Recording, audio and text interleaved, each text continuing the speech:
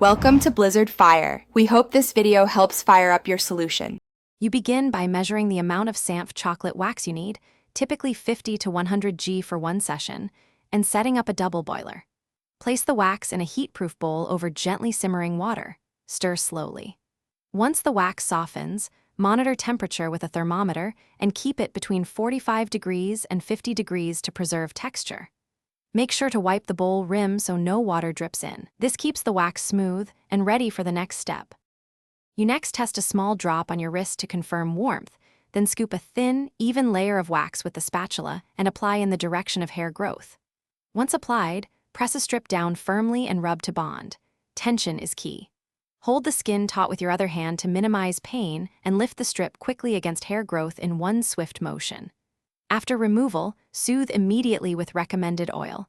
This closes pores and removes residue. You finish by cleaning leftover wax with an oil-based remover and applying a calming lotion to reduce redness. This completes the session. If the wax feels too thick to spread, reheat briefly for 10-15 seconds and stir. If it runs or drips, cool it for 2 to 3 minutes before retrying. Troubleshooting.